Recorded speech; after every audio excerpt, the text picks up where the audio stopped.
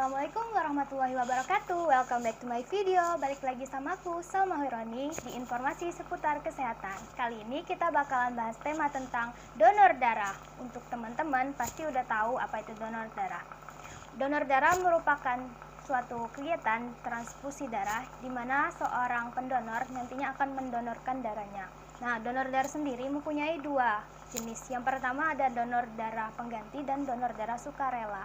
Kalau donor darah pengganti, biasanya kita udah tahu darah itu bakalan kita sumbangkan untuk siapa. Misalnya ada teman atau keluarga kita atau kerabat kita, itu biasanya membutuhkan donor darah untuk operasi atau pasca pemulihan. Nah, itu kita udah tahu darah itu nantinya akan diberikan kepada siapa. Sedangkan kalau untuk donor darah sukarela, itu kita nggak tahu darah kita bakalan dikasih ke siapa. Intinya itu biasanya ada penyalurnya, misalnya dari Palang Merah Indonesia yang bekerja sama dengan siapa, atau Palang Merah Indonesia sendiri yang mengadakan. Nah, misalnya kita datang ke kantor Palang Merah Indonesia untuk melakukan donor darah, yang nantinya darah itu akan dikelola oleh pihak Palang Merah Indonesia dan diberikan kepada pihak yang membutuhkan, baik itu rumah sakit ataupun orang yang langsung datang ke PMI itu ya, untuk minta donor darah atau darah yang sudah diberikan oleh pendonor tadi. Nah, teman-teman, kalau mau melakukan donor darah tentunya ada syarat-syarat yang harus dilakukan. Apa aja sih syarat-syarat yang harus dilakukan oleh pendonor sebelum melakukan donor darah atau transfusi darah? Oke, mari disimak. Ini dia syarat-syarat untuk para pendonor. Yang pertama, usianya minimal 17 tahun, nggak boleh kurang dari 17 tahun, karena ini sudah sesuai sama ketentuan yang berlaku. Kemudian, berat badan minimal 45 kilo, nggak boleh kurang dari 45 ya teman-teman, karena dikhawatirkan akan mengganggu kondisi tubuh si pendonor sendiri. Kemudian, tekanan darah sistol itu sekitar 110 dan distolnya sekitar 80. Itu yang minimalnya. Jangan sampai lebih di atas 130 atau berapa, karena itu kemungkinan teman-teman sedang mengalami yang namanya darah tinggi dan tidak dianjurkan untuk donor darah.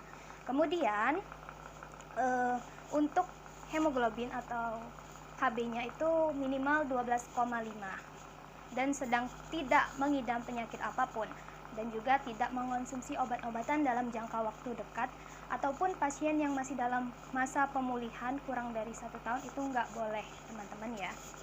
Nah, kemudian untuk teman-teman sendiri kalau misalnya mau donor, bisa mengonsumsi makanan yang sehat yang kaya akan serat, vitamin, mineral, dan juga tentunya makanan yang bisa meningkatkan kadar kemampuan kita atau energi, supaya kalau waktu donor nanti kita nggak lemes, nggak letih, nggak lesu, nggak pusing. Itu harus benar-benar dijaga yang namanya pola makan, pola tidur, itu juga harus dijaga. Untuk pola makan sendiri, kalau dari aku pribadi, biasanya sebelum donor itu pasti makan kayak makan buah, makan sayur, itu disesuaikan dengan porsi yang pas tentunya. Dan juga nggak lupa biasanya aku minum yang namanya jus jambu kalau misalnya mau donor. Atau bisa juga minum vitamin penambah darah ya teman-teman, itu untuk meningkatkan hemoglobin. Kemudian manfaat dari donor darah itu sendiri tentunya selain untuk meningkatkan rasa kepedulian kita terhadap sesama, itu juga akan meningkatkan kesehatan tubuh kita ya, karena donor darah itu memang akan membuat regulasi pada tubuh kita, dimana kata orang itu kalau donor darah bisa mengurangi volume darah kita ya. Ya, secara tidak langsung kalau kita memberikan darah itu kan volume darah kita berkurang, tapi bukan berarti darah kita akan hilang sia-sia, tidak seperti itu teman-teman. Jadi darah yang udah kita sumbangkan, nantinya darah yang udah dikeluarkan dari tubuh kita nanti akan kembali lagi atau meregulasi secara tidak langsung, nanti dia dalam waktu beberapa minggu akan kembali lagi dan volume darah kita akan normal tentunya ya. Jadi dapat penggantian darah yang baru gitu ya. Kemudian satu kantong darah itu bisa untuk menyelamatkan 3 nyawa. Jadi penting banget donor darah itu, walaupun cuman ibaratnya cuma 1 tetes, itu sangat bermakna untuk saudara-saudara kita yang benar-benar butuh darah. Apalagi untuk teman-teman yang mau melakukan operasi atau pasca pemulihan, itu biasanya butuh banget sama yang namanya darah. Dan juga bisa melakukan tentunya kesehatan secara rutin atau pemeriksaan rutin ya. Karena sebelum donor darah itu biasanya pasti dilakukan cek dulu. Sebelum donor pasti dilakukan cek, baik itu cek darah, cek tekanan darah, dan sebagainya. Untuk teman-teman yang mau donor darah, dipastikan dulu kondisi tubuhnya itu baik dan sedang tidak dalam masa perjalanan atau pasca melakukan perjalanan jauh, karena itu bisa mengganggu kondisi tubuh. Kalau misalnya kita lagi nggak sehat, nggak fit, tapi kita memaksa untuk donor, itu nggak baik teman-teman ya. Nah, untuk masa donor darah sendiri, kalau mau dilakukan secara rutin itu sekitar 3 bulan sampai 4 bulan pasca donor pertama, misalnya itu untuk pendonor pertama.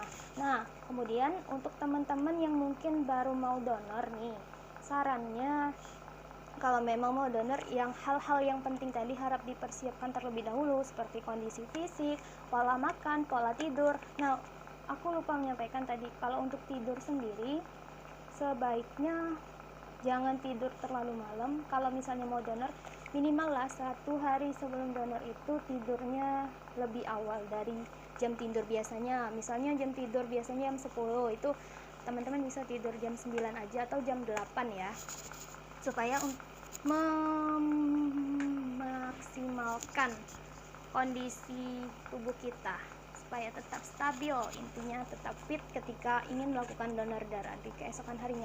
Nah, dan jangan lupa juga sebelum donor darah itu 2 jam sebelum donor sebaiknya sarapan atau makan dulu supaya kita tidak merasakan pusing atau lemah ketika nanti darah kita diambil.